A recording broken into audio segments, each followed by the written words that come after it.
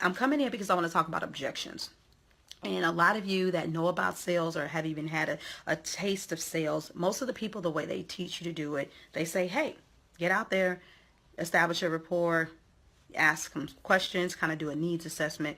After you do that, make a suggestion and kind of get a feel for the person. Ultimately, make your offer, deal with any objections that come. Bam, close the sale.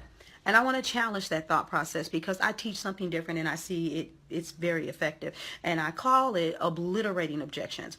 Clients of mine that become master closers, they're used to being at the end of the sales call and saying, hey, you ready to do this? And the person is like, give me the link. They even will give the link while they're on the call, and the person will pay, and they'll get that notification of payment received while they're actually still on the phone with that person instead of that lingering and waiting.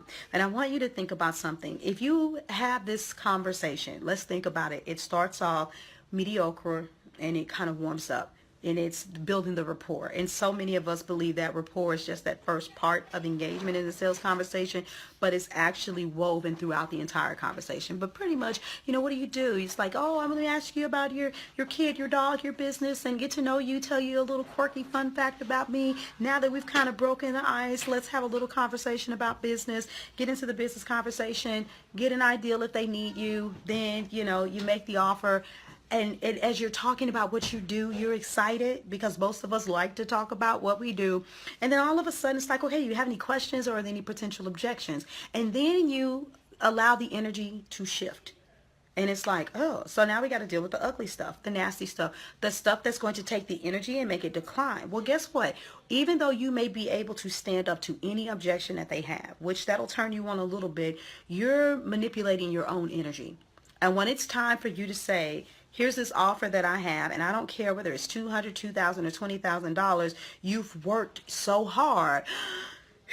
You're fatigued mentally and emotionally and spiritually before you say that price. And that's the biggest thing that I want you to take away from this is if you wait to deal with the objections right before you close the call, then you're dealing with a mountain of issues that mess with your energy. And the way you state the price is also a game changer for somebody that wants to invest. I mean, have you ever had somebody and they're like, yeah, I could do this, I could do that, and we do 1, 2, 3, and this is going to look like this, and everything is going to be great. I'm excited to work with you. And it's like, how much do you charge? I do it for $5,000, and if you need a payment plan.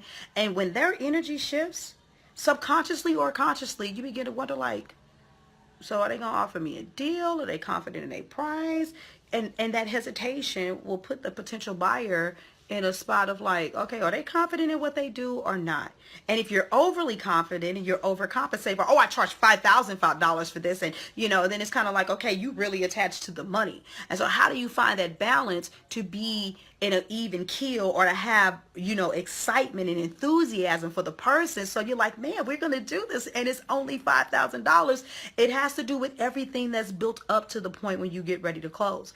And so I want to challenge you because master closers weave comments and questions throughout the entire conversation that allows people to go up and down and go ahead and have that emotional roller coaster ride with how they're feeling about making a purchase while the conversation is going. And by the time you get to saying, yeah, but you see why you should do this instead of that, and this is why this is going to work, and this feels great. Okay, now let me go ahead and make that official offer. If there's an objection, it'll be something really simple like, man, I really want to do this, but I have one question. Something that's really simple and that you can easily come back to and say, oh, well, that's not a big deal. Bam, and give an answer. And then a person feels more like, wow, you just are really good. Because understand, you talking someone over their mindset hurdle is a great confidence booster for someone to invest with you. Not your ability to articulate what you do. And I don't care if you enunciate every sound in the words that you're speaking.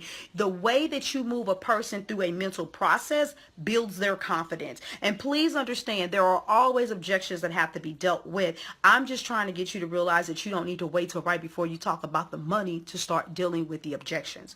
You want to make sure that that person is going through the entire thought process, and as you begin to weave in the offer, that they should already be like, oh, okay, all right.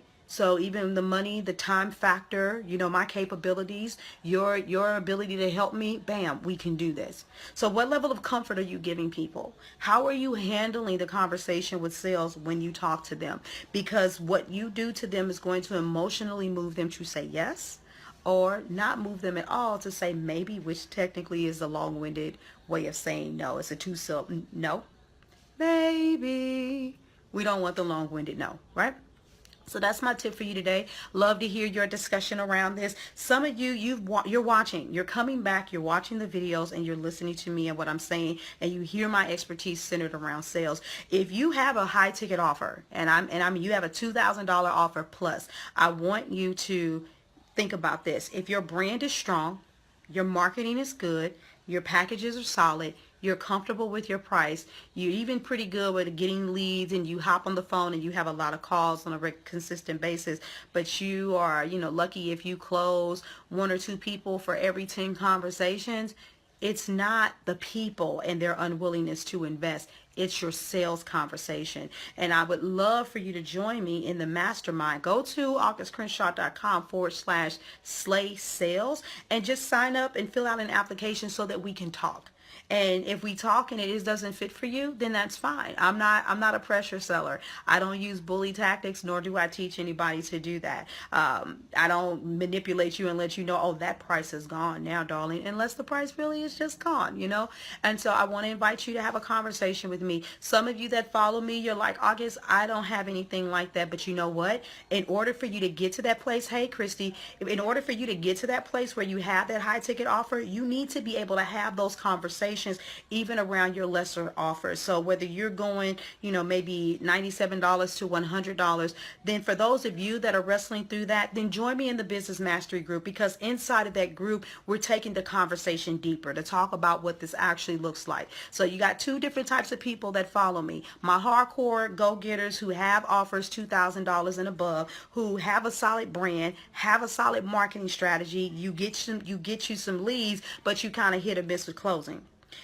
At some point, you have to realize that your genius is not in question. You are an excellent woman in business, and you should at some point get a little bit offended. How in the world am I so good at what I do, but I can't get enough people to sign up to be my client? Well, if you're having the conversations, then you need to chalk it up to the fact that your sales conversation is not strong. And if you are in that position, go fill out an application. Let's just have a conversation. Let's talk about it. If you're on the lower scale and you're not ready yet, no problema. Then join me in the Business Mastery group and let's have a conversation. You know what? And some of you all may fill out the application and still come to the Business Mastery group. You know why? Because you want to hear a deeper level of my expertise. I'm a firm believer in giving value. I'm a firm believer of letting people know, not this, is this your problem? Do you need to fix it? I got these bullet points and this is how I'm going to help you get there. Do you believe in your vision or not? Invest now. And if you don't, you're going to miss this early bird or this fast action bonus, blah, blah. No. None of that. I am a firm believer, and it has worked, and it has allowed my business to flourish. What can I give to you? Because anybody and everybody can label themselves as an entrepreneur. The question is, what makes you different? Anybody and everybody can label themselves as an entrepreneur. The question is, how do you and I connect? And no matter how good I am at what I do, if you don't feel that connection to me, you will be like, she's good. But you know how we are, ladies? If we ain't feeling it, we'll be like, I like her. But I don't know what it is, girl. No, it's something strange. It's something off about that woman. You know, we do that with dating. We do that with everything because we are an emotional, energetic being. And women, we need to understand how to have those conversations and feel good about it, because guess what? Typically, men don't sell like us. Now, don't get it twisted. I teach you to be a boss. I teach you to be aggressive. I teach you to go out there and get what you're supposed to get. But the energy and the connection that's needed, what needs to be cultivated in a sales conversation, so we feel good about it and people don't have buyer's remorse once they make a purchase from us, it's a game changer in learning the sales strategies that I have to offer.